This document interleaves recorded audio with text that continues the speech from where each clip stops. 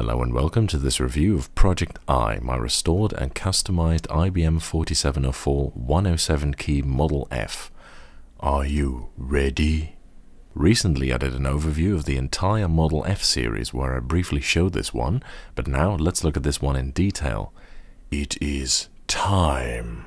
The IBM 4704 Finance Communication System was basically a banking terminal that you could get with 4 different keyboards, and the F107, as it's commonly known, is the biggest and appears to be the most common keyboard that you could order with it. It was designed for admin work and included a large amount of programmable key positions. I got this one off of Orialcon, who runs what's basically a sweets shop for keyboard enthusiasts. It's very difficult not to buy half his inventory when you go there. He has several more available, so I'll put a link in the description below. This one came at a slight discount because although it had already been converted to USB using an X-Whatsit, it hadn't been restored, and in fact this one was pretty filthy and the paint was chipped in a few spots. Moreover, the foam had completely decomposed into a sort of sludge, so 2 of the keys, M and I think Q, didn't register very well, so it was clearly ripe for a restoration job. Considering how bad it was, it's amazing that it worked at all, but hey, that's a Model F for you. These bad boys are almost indestructible.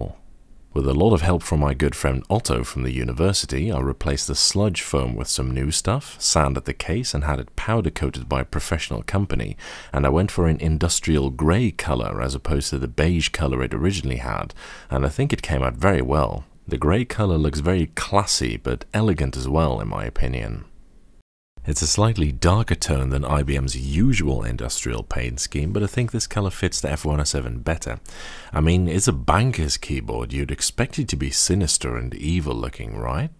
Since the X-Whatsit is highly and easily programmable, I customized the layout a bit, which the keyboard was originally intended for anyway, hence why it comes with so many relegendable keycaps.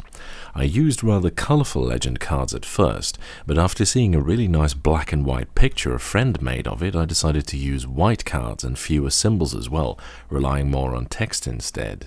On the left I have a set of video and recording shortcuts as well as common operators like undo, cut, copy, paste and close. And on the right we've got basically a nav cluster as well as an expanded numpad.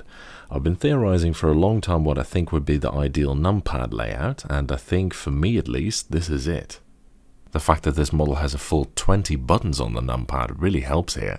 I didn't include a numlock as it's useless on a keyboard that also has a nav cluster anyway, so instead I stuck in a tab like on Matthias keyboards, then the normal mathematical operators, but also an equals key like on Omni keys, which is super useful in Excel, and apart from a numpad enter, which is of course an almost essential key, I included a backspace key as well, which is normally much too far away.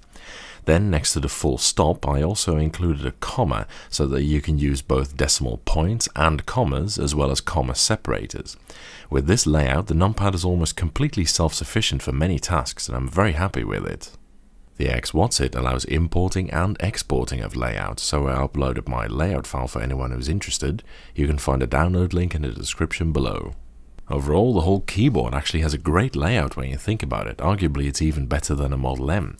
A 20-key numpad, 15-key nav cluster, and another 10 keys on the left gives a lot of room for customization. Nice, I like it. Of course, being a 107-key executive keyboard is rather enormous. Specifically, it's 55.5 centimeters long, or about that much in imperial. Extra large. It's quite obviously a lot less deep and tall than a battleship, and it's ever so slightly shorter even. But despite that, it's much heavier, 4.7 kilos, or about that much in imperial, which is a completely absurd weight, like a ton of bricks. The reason it's so heavy is the reason why all 4704 keyboards are so heavy. Unlike most Models F, they have a full metal shell, in this case cast zinc,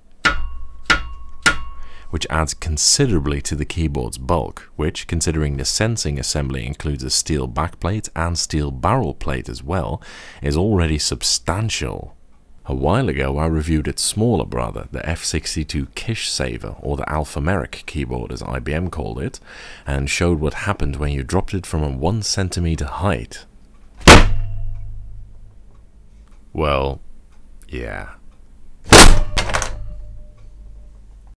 Maybe it was meant to be used as a shield in the case of a bank robbery or something, considering you'd have to fire through at least 3 metal plates, or about that many in Imperial. I'm genuinely wondering if this couldn't stop a bullet, although it would be a criminal waste to actually test it on one of these, of course. Maybe it's because of its relatively unassuming looks, but even if you're already prepared for IBM levels of bulkiness, it's still so much heavier than you think it would be. I mean, compare this to this.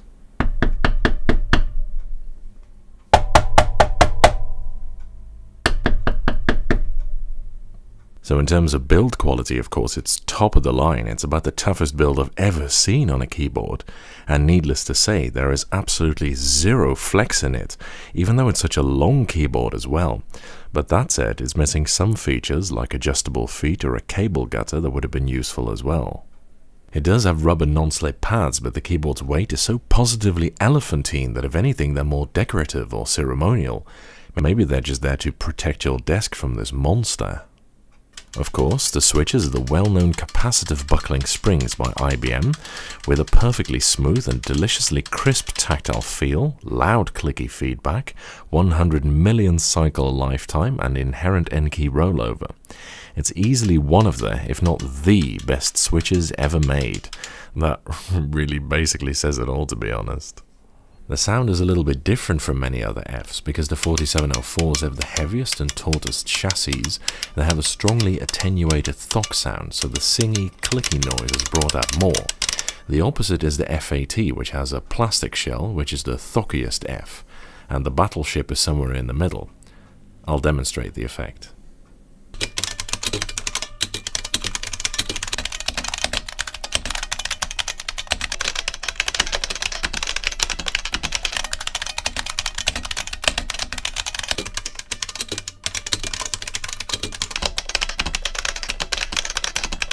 Parallel to the quality of the switches is the quality of its keycaps. It uses IBM's thick die-sublimed PBT caps, which are probably the best PBT die subs ever made.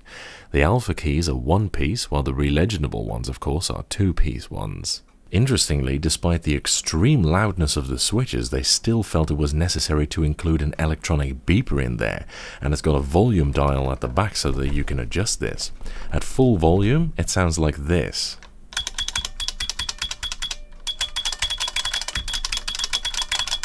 Quite the concert. Thankfully you can shut it off completely. Whether you prefer something that was designed to be compact, like the F62, or something that was designed for extended functionality, like the F107, is of course a matter of opinion.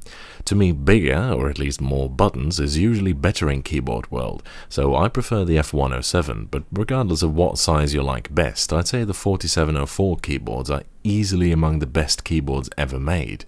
Jesus fucking Christ, in a phone booth, it's spectacularly good. Remember, this thing is from 1986, so it's over 30 years old, or about that much in Imperial, and it's still amazing. There's very little that can go wrong with these keyboards, and even less that you can't fix again, so it will likely last you basically forever. And if you could only use one keyboard for the rest of your life, one of these would really not be a bad choice, I'd say. That's it for this review. Thank you for watching. I hope you enjoyed it. And following is a typing demonstration of me typing on this keyboard.